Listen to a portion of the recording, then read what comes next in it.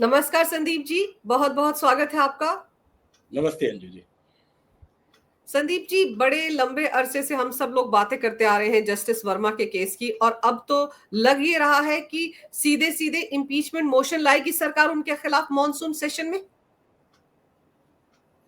बिल्कुल, जैसा आपने कहा निश्चित ही ले आएगी। और शायद अगर ये पाकिस्तान वाला मामला नहीं हुआ होता और ऑपरेशन सिंदूर जैसा जवाबी कार्यवाही नहीं हुआ होता भारत सरकार के द्वारा जो है, तो निश्चित ही केंद्र सरकार इस मुद्दे पर फोकस करती जो है। लेकिन क्योंकि अभी देश में माहौल इस तरह का नहीं था, तो निश्चित ही अब अगले सत्र में जो आ रहा है, उसमें केंद्र सरकार इस पे अमल करेगी।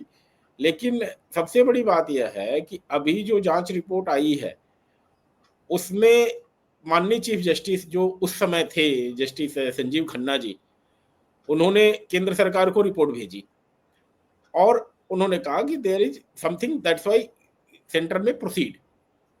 लेकिन बात यह है कि जो ह्यू एंड क्राई मचा हुआ था चारों तरफ, जिसके लिए हर किसी ने, सरकार के अंग हों या फिर मीडिया जगत के लोग हों, वरिष्ठ अधिवक्ता हों, सभी लोगों ने सवाल किया था कि भाई दिल्ली के लुटियंस जोन में डे लाइट में हुए इतने बड़े भ्रष्टाचार के कांड को टोलरेट कैसे किया जा सकता है।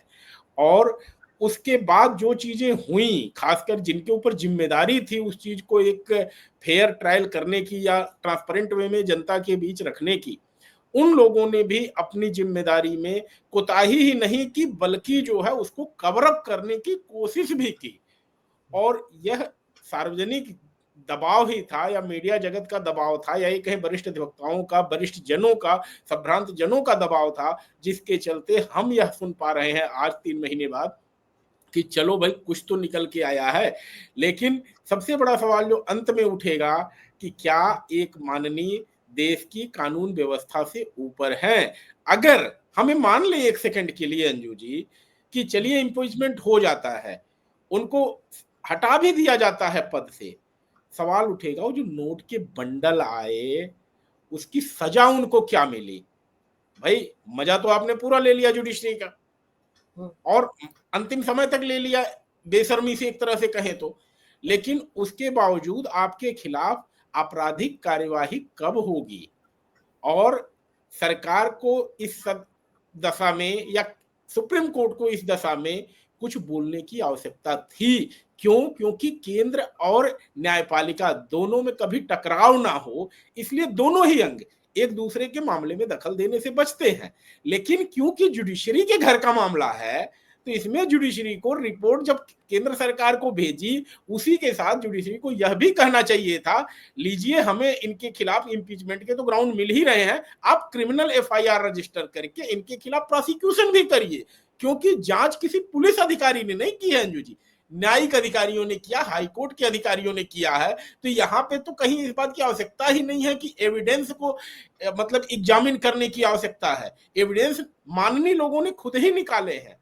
तो ऐसे स्थिति में अगर न्यायपालिका, देश की सबसे बड़ी न्यायपालिका या कहें सर्वोच्च न्यायपालिका, सर्वोच्च न्यायालय इस मामले पर चुप रहती है या शांत रहती है, कुछ नहीं कहती है, तो निश्चित ही एक गंभीर समस्या या गंभीर तरफ इशारा कर रही है, जो कि आए दिनों हम सुनने आ रहे हैं कि निचली अदालत में, हाई कोर्ट में ऐसे मामले सुनने को आ जा रहे हैं कि कहीं न कहीं न्यायपालिका के लोगों पर ब्राइब के आरोप लग रहे हैं। तो अगर हम इस केस को टोलरेट कर जाएंगे तो जवाबदेही किसकी होगी। जी बिल्कुल सही कह रहे हैं आप सर, क्योंकि यही नोटों की गड्डियां अगर किसी अधिकारी के घर से मिलती, किसी नेता के घर से मिलती, किसी मेरे और आप जैसे शख्स के घर से मिलती सर, तो अब तक तुम टंग गए होते। एफआईआर दर्ज हो के पता नहीं ईडी और सीबीआई क्या कुछ कर रहे होते हमारे खिलाफ, तुरंत गिरफ्तारी हो जाती। तो यहाँ तो मिलॉर्ड है शायद, इसलिए इतनी रियायत बरती जा रही है। आप ये सोचिए, मैं एक आम आदमी की तरह सर पूछ रही हूँ कि सुप्रीम कोर्ट सिफारिश करता है कि इम्पीचमेंट मोशन लाया जाए इनके खिलाफ केंद्र सरकार से। ये ये सिफारिश करने के साथ क्या उस वक्त के सीजीआई अपनी जिम्मेदारी से बच गए? ये तो नहीं पता चला ना पैसा कहां से आया, किसको दिया जाना था, कहां इसका इस्तेमाल होना था। उसका मूल सवाल का जवाब तो मिला ही नहीं। तो बस इंपीचमेंट हो गया, इससे क्या जो धब्बा लगा है जुडिशरी पर वो मिट जाएगा? देखिए, महाभियोग किसी तरह से इस समस्या का हल नहीं है। हम्म। महाभियोग ला करके आप उनको पद से हटा सकते हैं, पद से हटाना ही क्या है भाई? अगर यही सफाइस करना होता पर्पज, तो इनको हाईकोर्ट ट्रांसफर क्यों किया गया? ये हाँ, बड़े सवाल उठते हैं कि अगर एक मामला अगर आपने सुना हो जस्टिस रामास्वामी का मैटर, तो उस समय चीफ जस्टिस हुआ करते थे मिस्टर मुखर्जी। हुँ, तो उन्होंने क्या कहा कि जैसे ही मामला सामने आया, उनसे कहा कि आप कंपल्सरी छुट्टी लीजिए और घर जाइए, जब तक आप साफ पाक नहीं निकल के आते हैं, तब तक हुँ, आपको इस मामले में अदालतों में बैठने का हक नहीं है। हुँ, यह प्रक्रिया इनके केस में, जस्टिस वर्मा के केस में फॉलो क्यों नहीं की गई? वही, ये यह ऐसे सवाल उठाते हैं कि जब सुप्रीम कोर्ट अपने ही पूर्व के मुख्य न्यायाधीश द्वारा बनाए गए अपने पूर्व के फैसलों को फॉलो नहीं करती है, पूर्व की प्रक्रिया को नहीं फॉलो करती है, तो गंभीर सवाल उठता है और गंभीर मुद्दा लोगों को मिलता है बोलने के लिए। और यहाँ पर हर किसी ने इस मुद्दे को उठाया है। आप वरिष्ठ अधिवक्ताओं का नाम ले लीजिए, माननीय उपराष्ट्रपति जी का नाम ले लीजिए। भाई, दिल्ली में इतने बड़े कैश कांड को कैसे टोलरेट किया जाए? मुझे ये बात समझ में नहीं आती है अंजू जी। मैं बहुत ही इस बात से दुखी हूं कि अगर इनको छोड़ दिया जाएगा, तो नीचे के जो निचली अदालत है, जिसको सबॉर्डिनेट कोर्ट हम कहते हैं, जहां पर आए दिन सुनने को आता है कि बेल के लिए लाखों रुपए लिए जा रहे हैं, ऐसी ऐसी आरोप लगते हैं, तो ये तो बेलगाम हो जाएंगे।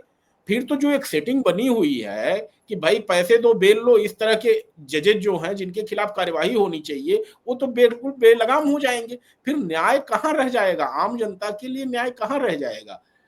तो हमारा मानना है कि इस रिपोर्ट के साथ सुप्रीम कोर्ट की एक टिप्पणी यह भी आनी चाहिए थी कि क्रिमिनल केस पर वह क्या बोल रहे हैं। और मैं तो कहूंगा आपके डिबेट के बाद, आपके चैनल पे डिबेट के बाद ही अगर सुप्रीम कोर्ट इस पे भी एक क्लैरिफिकेशन दे देती कि चलिए भाई, हमने इंपीचमेंट के लिए तो प्रधानमंत्री कार्यालय को लिख दिया, गृह मंत्री जी को लिख दिया, सबको लिख दिया, लेकिन आप इस पे भी एक टिप्पणी दे दीजिए कि हमने जो फाइंडिंग दी है उसमें क्या कोई क्रिमिनल केस भी बनता है, और अगर क्रिमिनल केस बनता है तो हम ट्रायल के लिए क्या कह रहे हैं। आप इस तरह से चुप होकर के आंखों पर पट्टी नहीं बांध सकते। और मैं तो कहूंगा, चलिए आज जस्टिस खन्ना जी नहीं है चीफ जस्टिस, वर्तमान चीफ जस्टिस को इस मामले पे काल लेना चाहिए, क्योंकि आज उनकी जिम्मेदारी वही है जो उस समय संजीव खन्ना जी की थी। चलो, हो सकता है उन्होंने किस कारणों से क्या कहा क्या नहीं किया, उस पर मैं नहीं जा रहा हूं, लेकिन आज के वर्तमान मुख्य न्यायाधीश को इस पर टिप्पणी देनी चाहिए और स्पष्ट करना चाहिए सुप्रीम कोर्ट का स्टैंड कि क्रिमिनल केस पे भारत की सर्वोच्च न्यायालय का क्या सोचना है। सर, लेकिन मेरे को एक बात समझाइए, जब 3 जजों की जो कमेटी थी, उसने अपनी फाइंडिंग पता की कि क्या-क्या है इसमें। जब उन्होंने ये कहा कि इम्पीचमेंट मोशन लाया जाना चाहिए, तो वो तो अपने आप में जीता-जागता प्रमाण है कि दाल में कुछ काला नहीं, पूरी दाल काली है। बचा तो कुछ है ही नहीं। या तो वो क्लीन चिट दे देते कि भई ये इनोसेंट है, कुछ नहीं हुआ। और मुझे ये समझ नहीं आ रहा सर कि जैसे आपने जस्टिस रामास्वामी का केस बताया, उस वक़्त के जो सीजेआई रहे होंगे मुखर्जी, जस्टिस मुखर्जी, जब वो सीधे-सीधे ये ऑर्डर दे सकते हैं कि तुम छुट्टी पर जाओ और फिर ये सब होगा। तो उस हमारे जो सीजेआई रहे हैं संजीव खन्ना, वो मुखर होकर क्यों नहीं बोल पाए?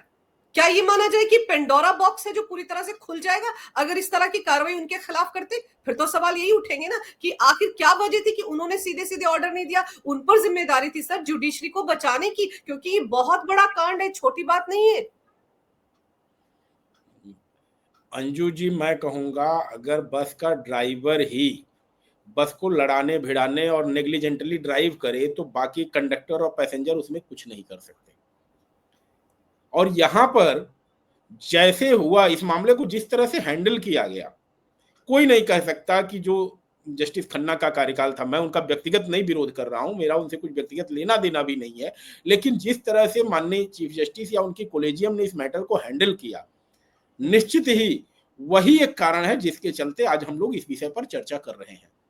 क्यों? क्योंकि जैसे ही कैश रिकवर हुआ, अगर उसी समय उन्हें कंपलसरी छुट्टी पे भेजा गया होता, तो शायद जितना डिबेट आज हो रहा है, यह चर्चा नहीं हो रही होती। क्यों? क्योंकि पहले दिन से ही कहीं न कहीं क्वेश्चन उठे कि चीज को कवर अप करने की कोशिश हो रही है, चीजों को छुपाने की कोशिश हो रही है, और एक ऐसा रंग देने की कोशिश हो रही है जिसमें कि चीजें निकल के कुछ आ रही हैं और दिख कुछ रही हैं। उससे बड़ा ब्लंडर कब हुआ? जब जनता का दबाव पड़ा, तो रात में 2 बजे आपने वीडियो लीक कर दिया।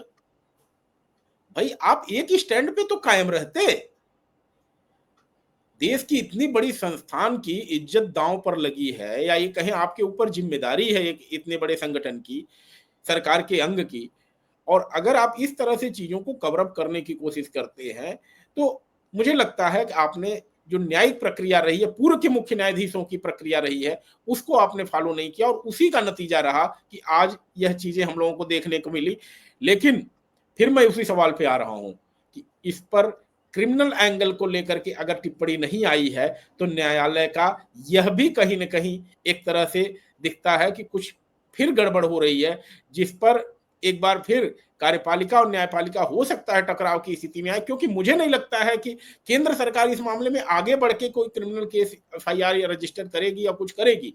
लेकिन यहां पर जिम्मेदारी देश की सर्वोच्च न्यायालय की है कि वह खुद अपने घर को ऑर्डर में ठीक करने के लिए ऐसे मामले में, जबकि 3 जजों की पीठ ने उसकी जांच कर ली है, कमेटी ने जांच कर ली है, तो इस मामले पर क्रिमिनल केस पर भी 2 कमेंट करे, आज करे, 2 दिन बाद करे, 4 दिन बाद करे। लेकिन माना कि चलिए पिछला कार्यकाल चीफ जस्टिस का था, वर्तमान में जो चीफ जस्टिस आए हैं उनके बारे में हम सभी जानते हैं, एक स्वच्छ छवि के व्यक्ति हैं, और उनके कार्यकाल में वो घटना नहीं घटी, इसलिए हम ये भी नहीं कह सकते कि directly indirectly involve in this, या कोई चीज उनको पता है। तो ऐसी स्थिति में उनको इस बात पर स्पष्ट करना चाहिए कि क्या देश की सर्वोच्च न्यायालय चाहती है कि जस्टिस वर्मा का एक आम आदमी की तरह क्रिमिनल ट्रायल हो। सर, 3 जज जिनकी कमेटी थी वो भी आम नहीं थे, वो अपने-अपने राज्यों में चीफ जस्टिस थे वहाँ की हाई कोर्ट के। आप ये भी तो देखिए, ऐसा तो नहीं था कि किन्हीं 3 राज्यों के जजों ने इस मामले की जाँच-पड़ताल की, वो तो चीफ जस्टिस थे अपने-अपने राज्य के हाई कोर्ट के, तो उनकी बात में तो और ज़्यादा वज़न होगा। और फिर सर, जब हम ये कहते हैं कि न्यायपालिका के काम में विधायिका को दखल नहीं देना चाहिए, विधायिका के काम में न्यायपालिका को दखल नहीं देना चाहिए, लेकिन यहाँ तो न्यायपालिका खुद आमंत्रित कर रही है विधायिका को कि इनके खिलाफ इम्पीचमेंट मोशन लाया जाए। मतलब खुद उन्होंने हाथ खड़े कर दिए कि हम कुछ नहीं कर सकते, आप ही करिए। यही माना जाएगा ना? देखिए, एक बात मैं बताऊं आपको यहाँ पर कि जब इम्पीचमेंट की प्रोसीडिंग शुरू होती है, हुँ, तो एक 3 जजों की कमेटी बनती है, 3 लोगों की कमेटी बनती है, और वह जांच करती है कि इम्पीचमेंट बनता है कि नहीं बनता है। अब यहाँ तो सबसे बड़ी बात है कि कमेटी ने पहले ही जांच कर ली है, तो मतलब एक वाला काम तो पहले ही हो चुका है। मुझे एक नए ड्रामे से डर लग रहा है अंजू जी। अच्छा, ये जो एक 3, ड्रामा और हो देखिए, सकता है कोई? हो सकता है, क्योंकि जब संवैधानिक परंपराओं के हिसाब से देखा जाएगा, तो इम्पीचमेंट जब शुरू होगा, तो 3 जजों की कमेटी इसको फिर जांच करेगी, या वह कमेटी उसी जांच को, जो हाईकोर्ट जजों की कमेटी की रिपोर्ट है, उसी को एडॉप्ट कर ले। अगर एडॉप्ट कर लेती है तब तो चलिए वेल एंड गुड, कोई बात नहीं। लेकिन अगर वो कहती है हम जांच करेंगे, फाइंडिंग देंगे, और वो फाइंडिंग देने के बाद कह दे कि भाई इसमें कुछ सब्सटेंशियल नहीं है, कुछ मटेरियल बनता नहीं है, और इस तरह की कुछ फाइंडिंग लेकर के आ जाए, उस स्थिति को एक तरह से कहें बहुत ही भयानक स्थिति होगी, या ये कहें कि केंद्र और न्यायपालिका के बीच सीधे टकराव की स्थिति पैदा हो जाएगी। क्यों? क्योंकि अभी तक तो केंद्र के लोगों ने केवल कमेंट किए या टिप्पणियां की, लेकिन जब जांच रिपोर्ट आ गई तो फिर सुप्रीम कोर्ट ने केंद्र से कहा चलिए इम्पीचमेंट लाएं। लेकिन केंद्र अगर इम्पीचमेंट लाता है और फिर वो 3 जजों की कमेटी अपनी रिपोर्ट में कहती है कि जो हाईकोर्ट के जजों की रिपोर्ट है उसको पलट देती है, हुँ, तो वहां पे तो कहानी दूसरी हो जाएगी। तो टकराव कहीं न कहीं अभी बचा हुआ है, और जब ये इम्पोचमेंट शुरू होगा, तो टकराव और बढ़ने की उम्मीद है। क्यों? क्योंकि मुझे लगता है कि इस स्थिति में 2 लोग हैं जो आजकल बड़े फेमस हैं। मैं नाम नहीं ले रहा हूँ, आप खुद समझती हैं कि वो लोग तुरंत हरकत में नहीं, आ नहीं, जाते हैं। आप आगे बढ़े उससे पहले मैं बता दूँ, उन्होंने तो सबसे पहले कहा था जब ये कांड सामने आया था, मैं नाम ले लेती हूँ, कपिल सिब्बल साहब ने तो तभी बढ़-चढ़ कर कहा था कि ये मामला बहुत गंभीर है, इसमें तो इम्पीचमेंट मोशन लाया जाना चाहिए। ये टिप्पणी है उनकी, इसी मामले में। नहीं, आज वो सपा के नेता हैं, लेकिन मैं एक बात और आपको बता दूँ, इन्होंने जस्टिस रामास्वामी को डिफेंड किया था।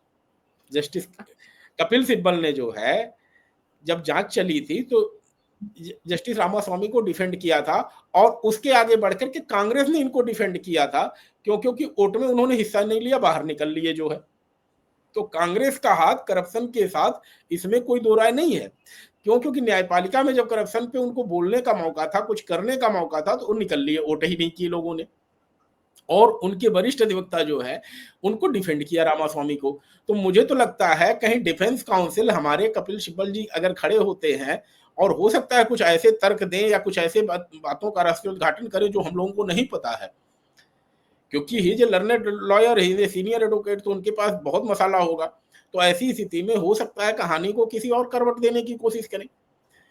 तो आगे देखने के लिए अभी बहुत कुछ इसमें बचा हुआ है, लेकिन मैं फिर घूम रहा हूं, क्योंकि मैं बार बार अपनी बात इसलिए कह रहा हूं कि आपके दर्शकों में यह सवाल दिमाग में घुस जाए कि भैया इम्पीचमेंट क्यों, प्रोसिक्यूशन कब होगा, आपराधिक मुकदमा कब दर्ज होगा, जेल कब भेजे जाएंगे, तिहाड़ में एक कोठरी उनके लिए बनाई जानी चाहिए स्पेशल। चलो भाई माननी है तो थोड़ा एसी ओसी लगा करके जो है, लेकिन करप्शन के मामले पे जिस तरह से मोदी गवर्नमेंट का जीरो टॉलरेंस है, मुझे लगता है और मेरी रिक्वेस्ट है कि अगर न्यायपालिका अपना घर खुद ऑर्डर में ठीक करने के लिए कदम नहीं उठाती है तो केंद्र सरकार को आगे बढ़ करके उन प्रक्रियाओं को, जिसको सुप्रीम कोर्ट ने एक तरह से कहें कि बना रखी है कि फॉलो किया जाना चाहिए, उनको फॉलो करते हुए अपने अधिकारों का प्रयोग करना चाहिए और क्रिमिनल केस में भी आगे बढ़ना चाहिए अगर न्यायपालिका कुछ नहीं करती है इस दिशा में। तो सर, जैसे कि आपने कहा ना कि इम्पीचमेंट मोशन अगर शुरू होता है तो 3 जजों की कमेटी जांच पड़ताल करती है। लेकिन वो मामले शायद अलग रहे होंगे। ये तो अपने आप में अनोखा मामला है ना कि जज के घर में लुटियन जोन में पैसा मिल गया, सीधे-सीधे कनेक्शन ढूंढ लिया 3 जजों की कमेटी ने। बाकी मामलों में कभी 3 जजों की कमेटी ने कोई पड़ताल की ही नहीं होगी। लेकिन ये तो अनोखा मामला है कि 3 जजों की कमेटी जो बनाई गई सीजीआई द्वारा उस वक्त के, उन्होंने जांच पड़ताल की। उन्होंने कहा कि भाई कुछ गड़बड़ मिली है इसलिए इंपीचमेंट करवाया जाए। उन्होंने भी अपने ऊपर इल्जाम नहीं लेके हम ये उनको कहना चाहिए था कि एफआईआर दर्ज करो, लेकिन उन्होंने भी ये नहीं किया। गेंद जो है वो केंद्र सरकार के पाले में डाल दी।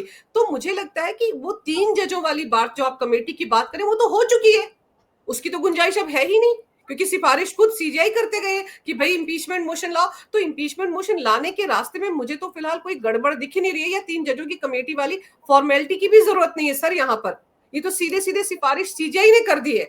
पर वो जो 50 सांसदों के दस्तखत चाहिए होते हैं, राज्यसभा में शायद, लोकसभा में 100, वो आपको लगता है कि वो जो सारी फॉर्मेलिटी है वो पूरी होगी इस मामले में? बिल्कुल, इसमें कहीं कोई दिक्कत नहीं आएगी। मुझे पता है कि केंद्र सरकार इसको मैनेज करने में न राज्यसभा में कोई दिक्कत होगी और न लोकसभा में। और इम्पीचमेंट तो होगा, लेकिन मुझे लगता है जो कमेटी वाली बात हो रही है वह लिटमस टेस्ट होगा। न्यायपालिका और कार्यपालिका या व्यवस्थापिका विधायिका के बीच का जो टकराव है, उसका एक लिटमस टेस्ट होगा कि वेदर कमेटी उसी रिपोर्ट को जो हाईकोर्ट के जजों की है उसको एडॉप्ट कर लेती है और कहती है कि जो फाइंडिंग है उसको हम एक्सेप्ट कर रहे हैं, या फिर एक कदम आगे बढ़ करके कहते हैं कि हम इसमें और जांच करेंगे, और जांच करने के साथ कहते हैं आपको डिफेंड करने का मौका भी देंगे। डिफेंड करने का मौका तो हालांकि देना पड़ेगा, वो कानूनी अनिवार्यता है। अब डिफेंड करने के लिए कौन से वकील साहब खड़े होते हैं, मुझे तो अपने 2 लोग हैं उन्हीं में से उम्मीद लग रही है कि कोई एक आएगा, क्योंकि अनुभव भी रहा है और कहते हैं आगे पीछे उन्होंने किया भी है, जजों को बचाया भी है। तो ऐसी स्थिति में देखना होगा कि केंद्र सरकार और सुप्रीम कोर्ट अपना अपना रुख कब तक स्पष्ट करते हैं जो है। सर, इम्पीचमेंट की सिफारिश होने के साथ-साथ जो इलाहाबाद हाई कोर्ट में अभी भी काम कर रहे हैं एक तरह से, पता नहीं केस उनके पास आते हैं या नहीं, वहाँ पर कुछ प्रभाव पड़ेगा? वहाँ पर भी कहा जा सकता है कि भाई आप थोड़े दिन के लिए अलग हो जाइए या नहीं? या अभी भी आपको इस्तीफे की गुंजाइश नज़र आ रही है कि वो इस्तीफा दे दें? देखिए, अगर इस्तीफा दे देते हैं तो शायद सम्मान बचा रह जाएगा। मेन जो गुस्सा है लोगों के बीच या एफआईआर। लोगों की जो कड़ी प्रतिक्रिया है कब्र से है। देश में जो प्रोटेक्शन जजों को मिलना चाहिए, इसमें हर किसी का एक राय है कि जजों को प्रोटेक्शन मिलना चाहिए और उन्हें किसी पॉलिटिकल पैट्रोनेज के आवश्यकता न रहे, ऐसी स्थिति रहे देश में। हर कोई इस बात को एग्री करता है। लेकिन यहाँ पर जो बात आप कह रही हैं कि इलाहाबाद में स्थिति क्या है, उस पर मुझे नहीं लगता है कि कोई फ़र्क पड़ेगा जब तक कि सुप्रीम कोर्ट अपने खुद नहीं, क्योंकि विधायिका के डोमेन में तो है ही नहीं उनको काम से रोकने का जो है। तो मुझे लगता है कि कह तो रहा हूँ सर्वोच्च न्यायालय ने मौन क्यों रखा हुआ है, इस पे आगे आकर के बोले। दूसरी बात, अगर वो रिजाइन कर देते हैं तो सारी बात वहीं खत्म हो जाएगी, इम्पीचमेंट की तो फिर आवश्यकता ही नहीं होगी। और हो सकता है कि अगर रिजाइन वो कर दें तो जो पॉलिटिकल एरिया में डिबेट चल रही है, जो मीडिया में बहस चल रही है, या जो सोशल मीडिया पे कमेंट चल रहे हैं, 1 मिनट के लिए लोग इस बात पे कह दें कि चलो भाई अब इस मैटर को यहाँ खत्म करते हैं क्योंकि अगले ने रिजाइन दे दिया। लेकिन ले रिजाइन करने के साथ ही एफआईआर दर्ज तो करनी पड़ेगी ना सर। और उनको भी पता है कि रिजाइन करते ही वो आम आदमी हो जाएंगे, आम आदमी बनते ही उन पर एफआईआर हो जाएगी, प्रोसिक्यूशन में फंस जाएंगे, शायद इसीलिए रिजाइन नहीं कर रहे। रिजाइन ना करने के पीछे एक कारण और भी हो सकता है कि वह चाह रहे हैं कि किसी न किसी तरह से अपना प्रभाव बना रहे, क्योंकि जिस दिन वो रिजाइन करेंगे उनको एक हेड कांस्टेबल भी कहते हैं कि वैल्यू नहीं देगा। रिजाइन करते ही जो आपने कहा ना कि उनकी स्थिति एक मैंगो मैन की हो जाएगी, सीधी सी बात मैं कह रहा हूँ। ऐसी स्थिति में वह अभी भी चाहते हैं कि अंतिम समय तक हमारा प्रभाव बना रहे, और मुझे नहीं लगता है कि जब एक लोअर जुडिशरी के जजों को इतनी पावर होती है तो हाई कोर्ट जज का बात, चाहे वो इलाहाबाद में बैठा हो, चाहे मणिपुर में बैठा हो, या अंडमान में कहीं जाके बैठा हो, उसका प्रभाव इतना होता है कि वह अपना काम यहाँ के अधिकारियों पे दबाव बना के आराम से करवा सकता है, और जो करना चाहे वो कर सकता है, क्योंकि उनकी पावर जो है असीमित है। और आप देख रहे हैं कि उनकी इम्पीचमेंट की प्रोसेस कितनी कठिन है कि आज तक किसी का इम्पीचमेंट ही नहीं हुआ। तो सर ऐसी स्थिति जी। सर एक चीज समझाइए, हरीश साल्वे जी बहुत वरिष्ठ अधिवक्ता हैं, आपको पता है इंटरनेशनल कोर्ट में भारत को रिप्रेजेंट करते हैं, बहुत सारे मामलों में उनकी टीका टिप्पणियां सुप्रीम कोर्ट के चीफ जस्टिस भी मानते हैं। उन्होंने खुद एक टीवी चैनल में प्रोग्राम के दौरान कहा कि एफआईआर दर्ज क्यों नहीं हुई इस मामले में, बड़ा सवाल ये है। जब वो ये कह रहे हैं तो क्या ये बात सुप्रीम कोर्ट में चीफ जस्टिस के कानों तक पहुंचेगी, वहां से कोई रिएक्शन आएगा या नहीं? क्योंकि वो कह रहे हैं कि इस मामले में सीधे सीधे एफआईआर होनी चाहिए, इंपीचमेंट मोशन क्या है? मुझे पूरी उम्मीद है, सर्वोच्च न्यायालय से मुझे पूरी उम्मीद है, वर्तमान चीफ जस्टिस से मुझे पूरी उम्मीद है। और जब हरीश साल्वे जैसा व्यक्ति इस तरह की टिप्पणी करता है, चलिए पॉलिटिकल एरिना छोड़ दीजिए, पॉलिटिकल हाँ। तो कोई बात नहीं, लेकिन सुप्रीम कोर्ट के जो वरिष्ठ अधिवक्ता होते हैं और जो सुप्रीम कोर्ट के न्यायाधीश होते हैं, उनके बीच एक बड़ा सा मधुर और कहें दोस्ताना संबंध होता है। वो जुडिशरी को किसी तरह से प्रभावित नहीं करता है, लेकिन दोनों ही एक दूसरे से सीखते हैं, जानते हैं, समझते हैं चीजों को जो है। तो यहाँ पर अगर हरीश साल्वे जैसे व्यक्तित्व का टिप्पणी आया है तो निश्चित यह संदेश देश की सर्वोच्च न्यायालय तक पहुंच गया है। और मुझे पूरी उम्मीद है, देश को पूरी उम्मीद है कि देश का चीफ जस्टिस माननीय न्यायमूर्ति श्री भूषण रामकृष्ण गवई की तरफ से जरूर कुछ न कुछ टिप्पणी आएगी कि इनके खिलाफ एक कार्यवाही की जाए, क्योंकि यह जनता की डिमांड है। देश का इस समय जनमानस यह चाहता है कि इस तरह के करप्शन को टॉलरेट करने का मतलब है कि निचली जुडिशरी को हम एक तरह से कहीं ना कहीं मौका दे देंगे आगे के भविष्य में, खुली छूट एक तरह से जिसको कहते हैं लूट की खुली छूट देने वाला काम करना कह देंगे। तो ऐसा कोई भी मैसेज हमें नहीं लगता है कि चीफ जस्टिस देना चाहेंगे, और एक अच्छा मौका है उनके पास। कहते हैं ना, मौका बहुत कम लोगों के समय आता है। आपके पास भी मौका था, जस्टिस खन्ना के पास भी मौका था। उन्होंने जब चीजें शुरू करने कोशिश की, कि ठीक करने की कोशिश की, तब तक चीजें बहुत बिगड़ चुकी थी। क्यों? क्योंकि रात में 2 बजे अगर उन्होंने डाला तो कुछ उनकी जुडिशियल अंतरात्मा जागी, जिसके चलते उन्होंने डाला। कोई दबाव नहीं था कि आप उस वीडियो को वेबसाइट पे डालिए, लेकिन उनकी जुडिशियल आत्मा जगी कि चलो भाई अब इस चीज को पब्लिक डोमेन में लाते हैं, पब्लिक जनता इस पर न्याय करेगी जो भी होगा। फिर आपने कमेटी की रिपोर्ट भी एक तरह से आ गई कि उनके खिलाफ इम्पीचमेंट होना चाहिए, लेकिन आपने जो कवर अप किया था 5-6 दिन का, 7 दिन का, वह आपके सारे किए हुए काम को, बाद के काम को एक तरह से कहूं गुड़ गोबर कर दिया, उसका कोई मतलब नहीं है।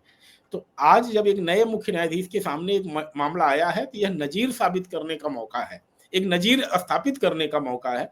और मुझे लगता है कि अगर जस्टिस गवई कुछ बड़ा कदम इस पे उठाते हैं तो निश्चित ही उनका नाम स्वर्णिम अक्षरों में लिखा जाएगा न्यायपालिका के इतिहास में, और विधायिका कार्यपालिका सभी के लिए एक नजीर बनेगा कि भाई देश की सर्वोच्च न्यायालय या जो हमारा कोलेजियम सिस्टम चीफ जस्टिस होता है, उसके ऊपर भी संविधान का दबाव होता है, जनमानस का दबाव होता है, और वह कानून से ऊपर नहीं है। उसे देश की दंड संहिता के तरह ट्रायल किया जा सकता है अगर वह भ्रष्टाचार जैसे किसी घृणित अपराध में लिप्त पाया जाता है तो। बिल्कुल सही कह रहे हैं आप सर। जैसे रात के 2 बजे पूर्व सीजेआई खन्ना की अंतरात्मा जागी थी। मैं उम्मीद करती हूँ कि हमारे मौजूदा सीजेआई हैं, उनकी भी अंतरात्मा जागे और वो भी जो बार-बार सवाल उठ रहा है कि एफआईआर क्यों नहीं?